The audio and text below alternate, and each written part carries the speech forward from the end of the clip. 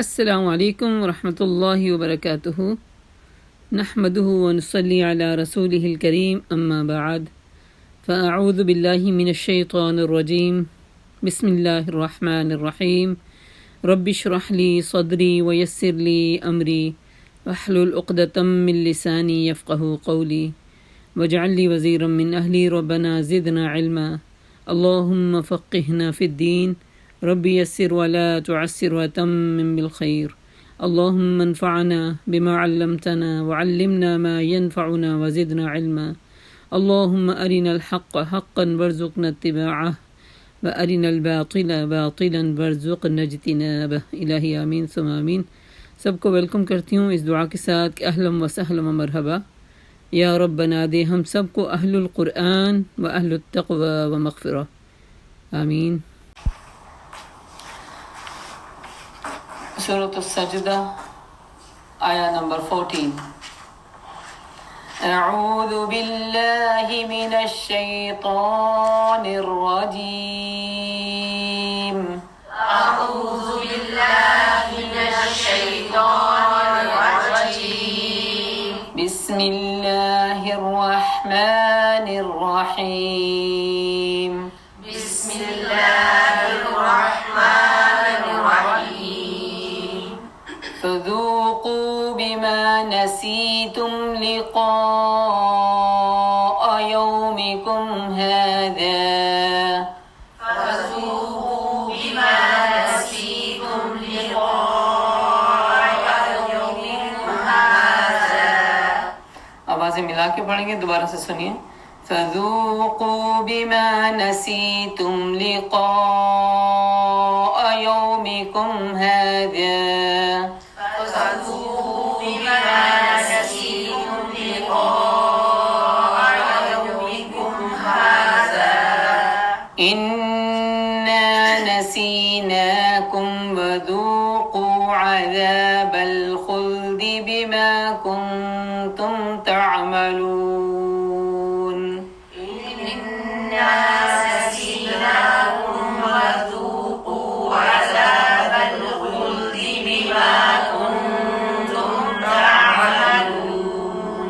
ایسے إنا نسيناكم وذوقوا عذاب الخلد بما كنتم تعملون۔ إنا نسيناكم وذوقوا عذاب الخلد بما كنتم تعملون۔ پھر سے آیت کو لے کے آتی ہوں، فالو کریں۔ فذوقوا بما نسيتم لقاء يومكم هذا، فذوقوا بما نسيتم لقاء يومكم هذا، إنا نسيناكم وذوقوا عذاب الخلد بما كنتم تعملون۔ إنا نسيناكم وذوقوا عذاب الخلد بما كنتم تعملون۔ چلیے ایک دفعہ آپ وہی ریوائز کیجیے دوبارہ سے۔ فذوقوا وذوقوا بما نسيتم لقاء يومكم هذا، إنا نسيناكم وذوقوا عذاب الخلد بما كنتم تعملون۔ بارک اللہ لی ولکم۔ 13واں پارہ۔ قرآن مجید کا سیکھنا اور سکھانا بہترین عمل ہے۔ آپ کو پتہ ہے نا، ہر پارے سے پہلے ایک موٹیویشنل بات ہوتی ہے ضرور، اس پارہ شروع کرنے سے پہلے، اور یہ بہت اہم بات ہوتی ہے، اس لیے اس کے لیے اویئرنیس کے ساتھ تھوڑا اچھے کانوں کے ساتھ اور پین کے ساتھ نوٹ بنا کے سنا کریں، کیونکہ یہ بہت مفید بات ہوتی ہے۔ قرآن مجید کا سیکھنا اور سکھانا کیا ہے؟ بہترین عمل ہے۔ عثمان رضی اللہ عنہ سے روایت ہے کہ آپ صلی اللہ علیہ وسلم نے فرمایا، خیرکم من تعلم القرآن وعلمہ، تم میں سے سب سے بہترین وہ ہے جو قرآن کو سیکھتا ہے اور سکھاتا ہے۔ یعنی اس سے پتہ چلتا ہے 2 میں سے ایک کام ضرور ہی کرنا چاہیے ہمیں. دنیا میں آنے کا مقصد ہمارا ان 2 کاموں میں سے ایک کام ضرور ہونا چاہیے. یا تو ہم سیکھنے والے ہیں، طالب علم ہیں، اسٹوڈنٹ ہیں، یا ہم سکھانے والے ہیں، معلم ہیں، استاد ہیں. ٹھیک ہے، تیسری کوئی کیٹیگری نہیں ہے. ٹھیک ہے، دنیا میں ہمارے آنے کا جو مقصد ہے نا، ہم اگر اہل قرآن ہیں یا اہل الاسلام ہیں تو ہمارا مقصد یہی ہے کہ ہم اپنے قرآن کے ساتھ اس طرح کا واسطہ رکھیں. یہ ایک سکیل ہے، یہ ایک میزان ہے. یہ 2 میں سے ایک ہونا ضروری ہے. یا تو ہم اسٹوڈنٹ ہیں یا ہم معلم ہیں. اور کوئی معلم نہیں ہوتا، وہ بھی اسٹوڈنٹ ہی ہوتا ہے. وہ بھی کسی نہ کسی استاد سے سیکھ رہا ہوتا ہے. اور اس طرح یہ دونوں رشتے ہمارے اوپر پابند ہوتے ہیں کہ ایک طرف ہم اسٹوڈنٹ ہیں، دوسری طرف ہم معلم بھی ہیں.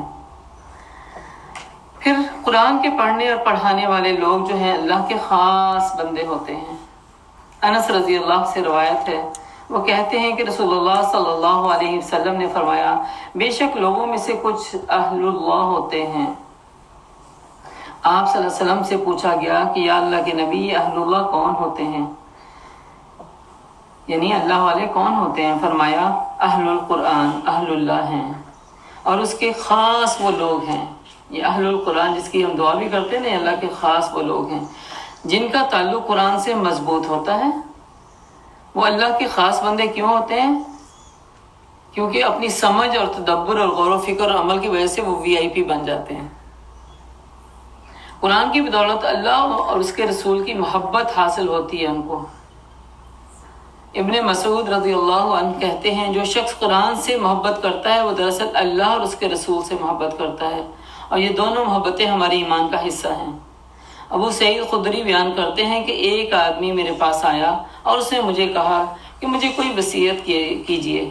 تو میں نے کہا، یہ تم نے جو مجھ سے سوال کیا ہے، یہی سوال میں نے رسول اللہ صلی اللہ علیہ وآلہ وسلم سے کیا تھا. اور آپ صلی اللہ علیہ وسلم نے فرمایا تھا کہ میں تمہیں اللہ سے ڈرنے کی نصیحت کرتا ہوں، کیونکہ یہ ہر چیز کی بنیاد ہے. تقوی، اللہ کا احساس، اللہ کی محبت کو اپنے دل میں فیل کرنا، اور اللہ کے خوف، اللہ کے غصے سے بچنا. اور دوسری بات انہوں نے کہی کہ جہاد کو لازم پکڑ لو.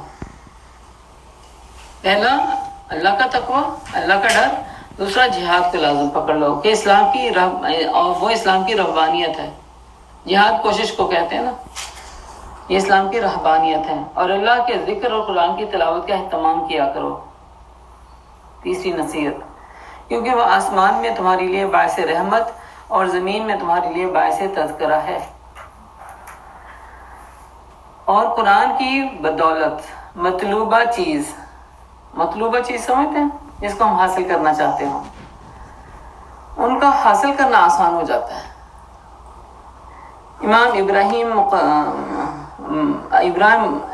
ابراہیم مقدسی اپنے شاگرد ابن دائم کو وصیت کرتے ہوئے کہتے ہیں کہ قرآن کی کثرت سے تلاوت کیا کرو اور اسے کبھی ترک نہیں کرنا. جو تم پھر طلب کرنا چاہتے ہو وہ تمہارے لیے اتنا ہی آسان ہو جائے گا جتنی تم قرات کرو گے. یعنی تمہارے قرات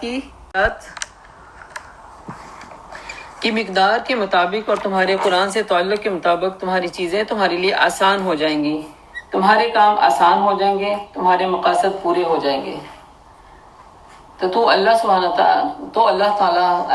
تعالیٰ سے ہم دعا کرتے ہیں کہ اللہ پاک ہمیں زیادہ سے زیادہ تلاوت قرآن اور تذکیر عطا فرمائے، اور اس کے ذریعے سے اللہ تعالیٰ اپنی رحمت اور برکت نازل فرمائے. ایک اس کی زندہ مثال ایک واقعہ ہے، مجھے کسی سے پتہ چلا تھا. ایک عورت کا قصہ کسی نے سنایا کہ وہ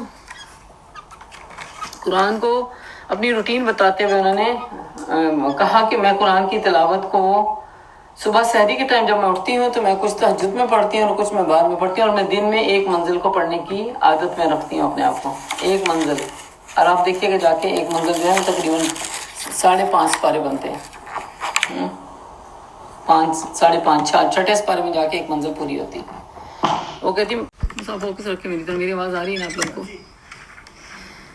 تو وہ کہتی ہے کہ میں 5 منزلیں 7 منزلیں ہیں تو 7 دنوں میں ہر منزل ہر ڈیلی میں پڑھتی ہوں. سبحان اللہ. اور میرا یہ زندگی کا کافی عرصے سے ایک میں نے اپنی روٹین بنائی ہوئی ہے اور یہ سارا دن میں یعنی ایک منزل میں پوری کرتی ہوں، اور میں صبح سحری کے وقت اس کو سٹارٹ لیتی ہوں اور مغرب سے پہلے پہلے اسے ختم کر دیتی ہوں۔ اور پھر وہ کہتی وہ جو جن کے ساتھ وہ تذکرہ کر رہی تھی وہ کہتی وہ مجھے پھر اپنے باغ میں لے کے گئیں، تو نومبر کا مہینہ تھا اور آم کے پیڑ میں آم لگے ہوئے تھے، تو کہتی یہ جب سے میرے گھر میں یہ اصول میں نے اپنایا ہوا ہے، اللہ تعالیٰ بے موسم پھل مجھے دے رہا ہے، یہ اللہ کا وعدہ ہے۔ کتنی یہ سچی، اور یہ جو میں قصہ سنا رہی ہوں یہ اوتھینٹک ہے، اور ایک کہتے ہیں اچھے انسان جن کی بات کی ویلیو اور صداقت ہوتی ہے ان سے بات نہیں گئی ہے۔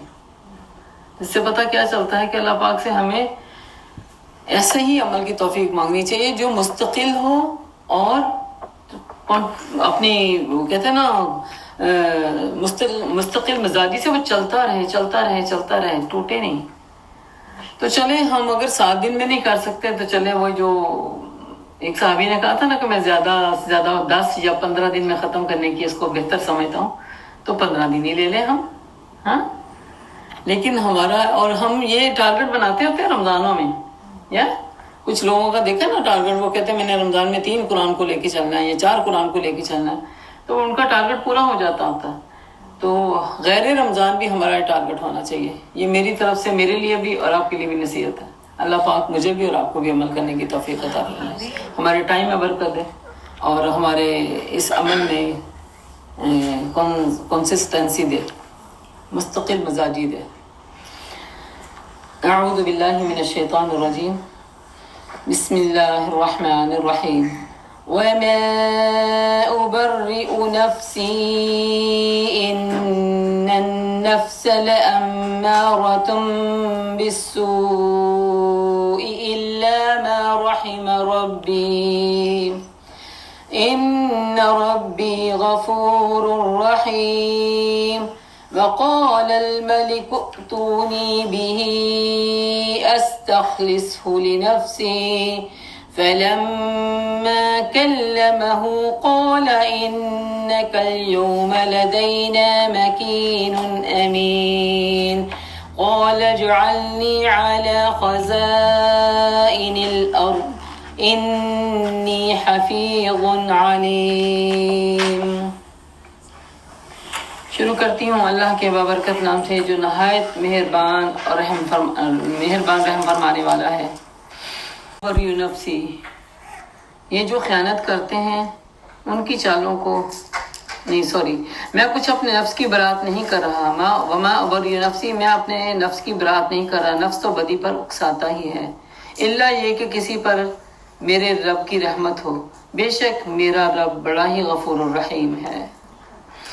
سیدنا یوسف علیہ السلام اپنے بارے میں کہتے ہیں کہ گو مجھے اللہ نے الزام سے پاک کر دیا، لیکن میں اپنے نفس کو پاکیزہ نہیں سمجھتا۔ قرآن میں بھی اللہ تعالیٰ فرماتے ہیں فَلَا تُزَكُّوا أَنفُسَكُمْ کہ اپنے آپ کو نیک مت سمجھو اور اپنے آپ کو گناہوں سے پاک مت ٹھہراؤ۔ ہر انسان کسی نہ کسی درجے میں گناہ اور خطاؤں میں ملوث ہو جاتا ہے، جو جتنا زیادہ کوئی تقوی رکھتا ہے اتنا ہی اپنے آپ کو غلط گردانتا ہے، کیونکہ اس نے اپنا رخ، اپنی جو کہتے ہیں نا اینک کا رخ اپنی طرف کر لیا نا۔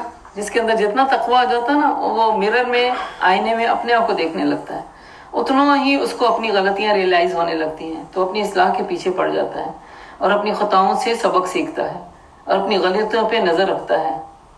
یوسف علیہ السلام ایک عظیم انسان تھے، اور وہ کیا کہتے ہیں، میں اپنے آپ کو اپنے نفس سے پاک نہیں سمجھتا۔ اور نفس جو ہوتا ہے نا وہ 3 طرح کا ہوتا ہے۔ نمبر 1 نفس امارہ، یہ برائی پر ابھارنے والا نفس ہے، اور نفس لوامہ جو ملامت کرتا ہے، جس کو ہم کہتے ہیں نا اندر ضمیر کی آواز، اندر سے گلٹ پیدا ہوتی ہے۔ اور جب انسان نفس امارہ کی بات سن کے نفس لوامہ کو سن لیتا ہے نا برائی کرنے سے پہلے، تو پھر اللہ تعالیٰ اسے نفس مطمئنہ عطا فرماتے ہیں، جس سے وہ مطمئن ہوتا ہے، ایسا کام کر رہا ہے جس سے وہ مطمئن ہو۔ الذین آمنوا وتطمئن قلوبهم بذکر اللہ، وہ کیسے مطمئن کرتا ہے؟ اللہ کے ذکر سے اپنے آپ کو مطمئن کرتا ہے۔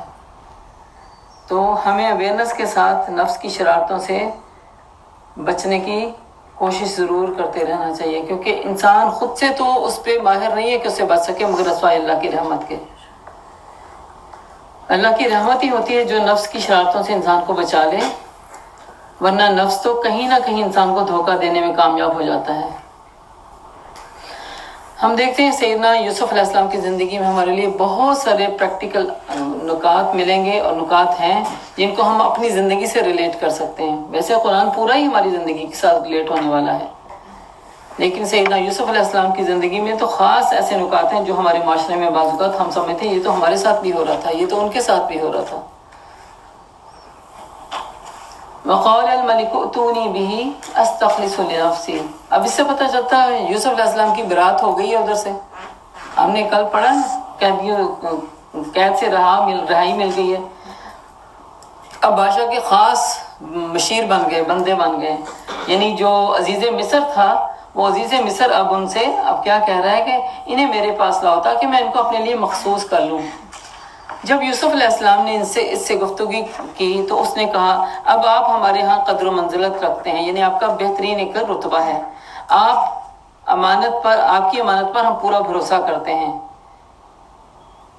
یعنی یوسف علیہ السلام کی سچائی، دیانتداری نے ان پہ ایک اثر دے دیا۔ یوسف علیہ السلام نے کہا ملک کے خزانے میرے سپرد کر دیجئے، میں حفاظت کرنے والا بھی ہوں اور علم بھی رکھتا ہوں۔ اس سے پتہ چلتا ہے کہ جب انسان عہدہ مانگنا نہیں چاہیے، اسلام میں یہ پسندیدہ عمل تو نہیں ہے، مگر جب آپ کے پاس کوئی سلطنت کے درمیان کوئی ایسا خلا باقی رہ گیا ہو جس کو آپ فیل کرتے ہو کہ یہ اسکیل میرے پاس ہے، میں اس کو فلفل کر سکتا ہوں، تو اپنی آفر ضرور دینی چاہیے، کیونکہ ہر انسان کو اللہ تعالیٰ نے کوئی نہ کوئی کوالٹی دے رکھی ہوتی ہے نا۔ جو خانہ خالی ہوتا ہے اس کو فل کرنے کے لیے اپنے آپ کو پیش کرنا کوئی مضاحکہ نہیں ہے، ٹھیک ہے۔ یہاں پہ یوسف علیہ السلام نے اسی حوالے سے کہا کہ میں چونکہ اپنے اندر یہ ایبلٹی رکھتا ہوں کہ میں خزانے کی حفاظت کر سکتا ہوں، اور یہاں سے پتہ چلتا ہے کہ عزیز مصر کی جو اپنی پوسٹ تھی وہ ان کو مل گئی۔ خزانچی، ملک کا خزانچی ہو جانا بہت بڑی بات تھی۔ وَكَذَلِكَ مَكَّنَّا لِيُوسُفَ فِي الْأَرْضِ، اس طرح ہم نے اس زمین میں یوسف علیہ السلام کے لیے اقتدار کی راہ ہموار کی۔ وہ مختار تھا کہ اس میں جہاں چاہے اپنی جگہ بنائے، ہم اپنی رحمت سے جس کو پھر چاہتے ہیں نوازتے ہیں، نیک لوگوں کا اجر ہمارے ہاں مارا نہیں جاتا۔ وَلَا نُضِيعُ أَجْرَ الْمُحْسِنِينَ، کون سا ان کا نیک عمل تھا؟ ان کا صبر، ان کا بڑا پن، ان کا اللہ پر توکل، ان کا اللہ پر بھروسہ رکھنا۔ وقت حالات کو بدلتے دیر نہیں لگتی، جب انسان کے اندر یہ کوالٹیز آ جاتی نا، صبر، تقوی اور احسان والا معاملہ، تو اللہ نیچے سے اٹھا کے ان کو اوپر کر دیتا ہے۔ کل تک وہ محکوم تھے، آج حاکم بن گئے۔ اور یاد رکھنا چاہیے جتنی مشقت انسان اللہ کے راستے میں ان کوالٹیز کو اپنانے کے لیے کرتا ہے، اللہ پاک اتنی مقدار میں ان کو مدد بھی پرووائڈ کرتا ہے۔ تو وَلَا أَجْرُ الْآخِرَةِ خَيْرٌ، اور آخرت کا اجر ان کے لیے زیادہ بہتر ہے جو ایمان لے آئیں اور اللہ خدا ترسی یعنی تقوی کے ساتھ کام کرتے رہیں۔ وآخر دعوانا ان الحمد للہ رب العالمین۔ اس دعا کے ساتھ کہ الہی ہمیں اہل اللہ بنا دے، یا اللہ ہمیں اہل القرآن بنا دے۔ بے شک اہل القرآن تیرے اہل اللہ ہیں، یہ تیرے خاندان والے ہیں، اللہ ہمیں ان میں چن لے۔ یا اللہ ہمارے نفس کو ہمیں نفس مطمئنہ بنانے کی تگدو کرنے والا بنا دے۔ یا اللہ ہمیں نفس امارہ سے بچا لے، اور نفس لوامہ کی سن کے ہمیں نفس مطمئنہ عطا فرما۔ یا اللہ ہمیں اور ہماری نسلوں سمیت ہماری اولادوں کو اپنی حفاظت میں لے لے۔ یا اللہ تو ان بندوں میں ہمیں شامل فرما جن کو تو چنے ہوئے بندے بناتا ہے۔ یا اللہ ہمارے دلوں کو اپنے دین کی طرف پھیر دے، ہمارے عملوں کو اپنی اطاعت کی طرف پھیر دے۔ یا اللہ ہمیں ہماری اولادوں سے آنکھوں کی ٹھنڈک عطا فرما۔ یا اللہ امت مسلمہ پہ اپنی رحمت نازل فرما۔ یا اللہ خصوصی اور بالخصوصی طور پہ ہمیں اپنے پاکستان کے لیے دعا کرتے ہیں، یا اللہ اس کو ہر شر سے پاک فرما دے، ہر انسان کی اصلاح فرما دے، ہر جاہل کو علم دے دے، ہر بے ہدایتوں کو ہدایت دے دے۔ یا اللہ ہماری توبہ قبول فرما، ہمیں سچی توبہ کرنے کی توفیق عطا فرما۔ یا اللہ ہمارے معاملات میں اخلاص بھر دے، یا اللہ ہم جو کہتے ہیں اس سے زیادہ بڑھ کے کرنے والے ہم بن جائیں، یا اللہ تو ہمیں اپنے مخصوص بندوں میں شامل فرما جن سے تو راضی ہوتا ہے، یا اللہ تو ہم سے راضی ہو جا، یا اللہ ہمیں قلب سلیم عطا فرما، ہمارے نفس کو نفس مطمئنہ بنا دے، الہی آمین ثم آمین۔ ربنا تقبل منا انک انت السمیع العلیم وتب علینا انک انت التواب الرحیم۔ سبحانک اللہم وبحمدک نشہد ان لا الہ الا انت نستغفرک ونتوب الیک۔ یوسف علیہ السلام کا قصہ بھی جاری و ساری ہے، ہمارے ساتھ کنیکٹ رہیے اور اگلے لیسن کا شدت سے انتظار کرتے ہوئے لیسن کو ضرور سنیے، سبسکرائب کیجیے اور اس ثواب جاریہ کے کاموں میں برابر کے حصے دار بنیے۔ اللہ ہم سب کو اپنے حفظ و امان میں رکھے، آمین۔ السلام علیکم ورحمۃ اللہ وبرکاتہ۔